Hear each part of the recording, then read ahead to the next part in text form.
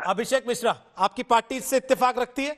क्योंकि सब लोगों को लग रहा है कि मामला राजनीतिक है, इसके पीछे कहीं ना कहीं वोट बैंक की राजनीति है और कुछ नहीं। सब जानते हुए भी ऐसी बातें कहना जानबूझ के है। रोहित जी, दो तीन चीजें कहना चाहूंगा जी। अभी सबसे पहले तो माननीय सांसद जी ने ये साफ कह दिया कि देखिए ये हमारे एक तरीके से पूजा का तरीका है, हमारी उससे धर्म से जुड़ा हुआ बात है, हमारे संस्कार से, हमारे तरीके से, जिस तरीके से हमारी एक आदत पड़ी है कोई एक त्योहार मनाने की।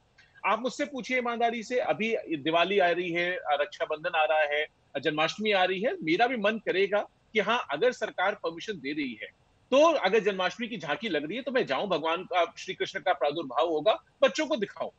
तो दिवाली आएगी, मेरा मन करेगा कि हाँ मैं भी पटाखे चलाऊं। हाँ, अगर सरकार इजाजत देगी तो। ये मैं नहीं कह रहा ना, मुझे जितना मैंने सांसद जी को सुना, पहले जितना बयान पढ़ा, मीडिया पर भी जो चर्चा देखी, उन्होंने यही कहा हमने निवेदन किया है, सरकार मान जाएगी तो ठीक है, नहीं मानेगी तो देश का कानून है, जो संविधान है, जो आज लागू है आदेश, उसका हम पूरा पूरा पालन करेंगे। समाजवादी पार्टी का यही पक्ष है। एक सांसद की जिम्मेदारी क्या होती है अभिषेक जी? बिल्कुल कि जो मौजूदा परिस्थितियां हैं उसमें लोगों को वो कन्वे करे कि इस तरीके से चीजों को करना है, या उनकी भावनाओं को मौका दे भड़कने का, ये कहकर कि देखो मैं तो परमिशन लेने गया था, ये सरकार नहीं दे रही। नहीं, मैं बिल्कुल ये बात नहीं कही सांसद जी ने। सांसद जी ने ये बात किसी को नहीं कही कि मैं तो लेने गया था, सरकार जानबूझ के नहीं दे रही और इस वजह से नहीं दे रही। अभिषेक जी, सब चीजें कही जाती हैं क्या? उन्होंने नहीं कहा रोहित, कुछ मैसेज अपने आप ट्रेवल करते हैं, आप भी जानते हैं इस बात को।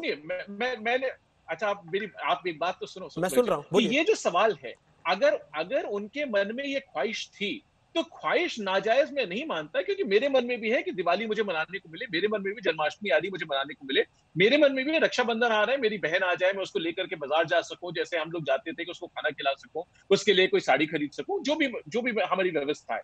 अगर सरकार नहीं इजाजत देगी तो हमने आपने अभी बहुत सारे त्योहार बीते, अभी भी हमारे सावन के सोमवार चल रहे हैं, रुद्राभिषेक की आदत है हम लोग के हर सोमवार की, नहीं जा पा रहे, महादेव के दर्शन नहीं हो पा रहे, तो घर में ही पूजा करना है। उन्होंने भी कहा कि अगर नहीं होगा तो हम घर में पूजा करेंगे।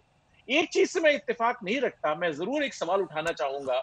अभी आदरणीय सुधांशु त्रिवेदी जी ने जो बात कही, आदरणीय सुधांशु त्रिवेदी जी ने जो बात कही कि हमें किसी भी धर्म को, अभिषेक जी, जहां तक मुझे याद पड़ रहा है, आप विदेश से पढ़े, अखिलेश यादव जी विदेश से पढ़े, आपका ये सांसद बैठ के आपके सामने कहे कि अल्लाह का अजाब है ये, तो देख लो इसका ना तो कोई वैक्सीन बन पा रहा, ना इसकी रिसर्च में कोई दवा मिल पा रही है, तो सब लोग मिलकर माफी मांगेंगे तो ठीक हो जाएगा, आप उसको एंडोर्स कर देंगे बैठ के? सर रोहित जी, मैं तो डॉक्टरों को भी बुला लेते हैं सर कि आओ तुम भी माफी मांगो बैठ के।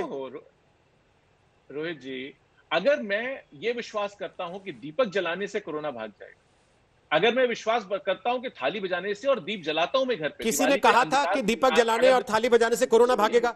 एक नाम बताइए कि किसने कहा था?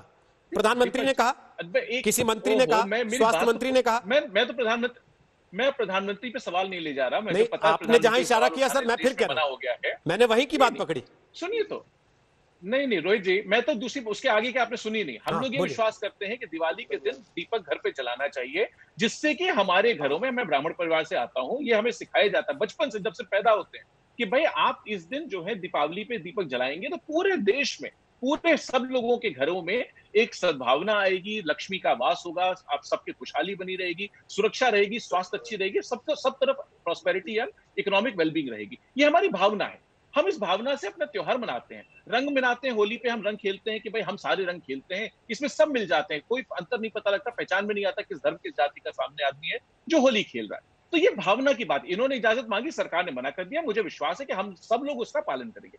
मैं एक जो बात कहना चाह रहा था, जो अभी सुधांशु त्रिवेदी जी आदरणीय बहुत अच्छे उसमें से हैं, मैं बड़ी इज्जत करता हूं, लेकिन उन्होंने एक बात कही एक धर्म से जोड़ करके कि आपको, कि कोई आदमी चाहे सुई का धागा तक का नहीं डेवलप होता। मैं अभी कल परसों का उदाहरण दे रहा हूं, एक आदमी है जिसका नाम है हाजिर रहमान दाद।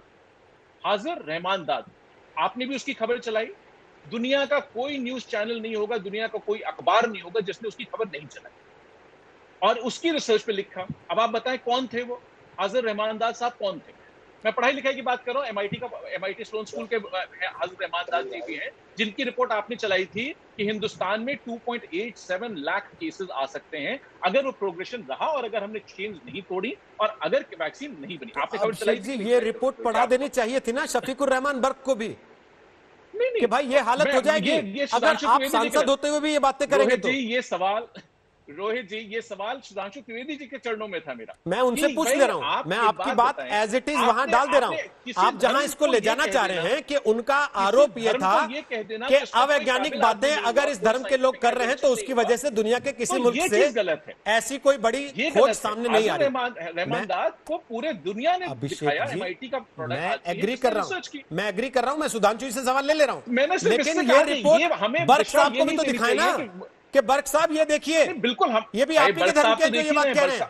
बर्क साहब ने ये कहा, नहीं रोहित जी, बर्क साहब ने ये निवेदन किया सरकार से उनको कि हमें अगर आप इजाजत देंगे तो हम बनाना चाहते हैं, नहीं इजाजत वो कह रहे हैं आपके चैनल पे, आपके सामने, आपके साथ कह रहे हैं कि अगर आप नहीं इजाजत दोगे तो हम नहीं करेंगे। सुधांशु त्रिवेदी, और क्या कहे कोई आदमी? सुधांशु त्रिवेदी जवाब दीजिए। एक, क्या वो कह रहे थे डेमोक्रेसी में मुझे अपनी ख्वाहिश जताने की भी इजाजत नहीं है, शफीकुर रहमान कह रहे थे पहले, और दूसरा जो अभी अभिषेक मिश्रा ने बात कही आपके लिए, बोलिए, फिर संगीत रागी के पास जाएंगे। जी, दोनों बातों का उत्तर देता हूं।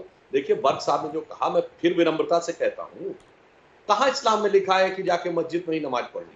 दो में से एक बात मान लेंगे, यदि वो इस पे आग्रह करते हैं कि उनको सरकार से यह परमिशन चाहिए कि मस्जिद में नमाज पढ़नी, तो आगे से कोई सड़क के किनारे, बाजार में, पार्कों में नमाज पढ़ता ना नजर आए।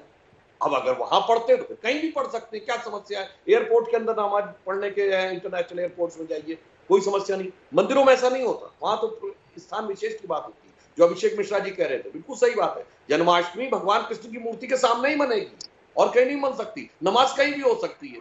तो इसलिए जैसे अब अगर है 21 मार्च को प्रधानमंत्री जी ने आह्वान किया था घंटी बजाने का, थाली बजाने का, सब लोग अपने अपने घरों में कर रहे थे, ये तो नहीं कहा गया कि एक रैली की तरह आके कर दो। उसी प्रकार अपने अपने घरों में नमाज पढ़िए, अजान करिए, भगवान को, खुदा को कबूल होगी। अब दूसरी बात जो अभिषेक मिश्रा जी ने कही, ये युवा और प्रतिभाशाली व्यक्ति हैं, मगर मैंने क्यों बात कही, मैं विनम्रता से कहता हूं, ये मैंने नहीं बोला, ये वर्ड मेरे नहीं है, बहुत बड़े पाकिस्तान के एक विचारक हैं हसन निसार, यूट्यूब पे जाके चेक कर लीजिएगा, उन्होंने तो और भी बड़े खराब खराब शब्द बोले थे जो मैं बोलना नहीं चाहता, अन्यथा उसको लगेगा कि मैं धर्म विशेष का अपमान कर रहा हूं। और उन्होंने ये बात कही कि आज तक जितने नोबेल प्राइज मिले मुस्लिम्स को, उनकी संख्या देख लीजिए, शांति का नोबेल पुरस्कार हटा दीजिए, फिजिक्स, केमिस्ट्री, मैथ और साइंस के 2 या 3 से ज्यादा नहीं। और जिन लोगों को आप दूसरों को देख लीजिए, क्रिश्चियंस को और ज्यूज को जो इतने कम, उनके सैकड़ों है लाइन लगा के। ये मैंने नहीं कहा, कई पाकिस्तानी विचारकों ने कहा है कि इस पे विचार करने की जरूरत है कि ऐसा क्यों होता है कि हमारे पास पैसा है, हमारे पास ताकत है, हमारे पास क्षमता है, 56 देश है, और उसके बाद हम कोई चीज नहीं दे पाते। कारण चाहे जाने में या अनजाने में जो वर्क साहब कर रहे हैं, या हमारे यहाँ जो मुस्लिम राजनीति करने वाली पार्टियां हैं, वो ऐसी चीजों को आगे बढ़ाती हैं कि साहब कोरोना जो है वो इस चीज से भागेगा। कोरोना अलग चीज है, आध्यात्मिक उन्नति अलग चीज है। ठीक है। और फिर मैं एक बात ये भी कहना चाहूंगा, कहना नहीं चाहिए, अगर आप देखें तो उन विचारक ने तो और भी बोला था। उन्होंने कहा कि साहब तुम हथियार लेके कहां से आते हो? वो अमेरिका से, जिन हथियारों की फैक्ट्रियों पे यहूदियों के का मैनेजमेंट है। पैसा लेके आते हो ईसाई अमेरिका से, उन्होंने कहा, और जो कम्युनिस्ट मुनाफिक है चाइना का, उससे पैसा लेते हो और उसके बाद कहते हो कि हम जिहाद कर रहे हैं। ये मेरे शब्द नहीं है।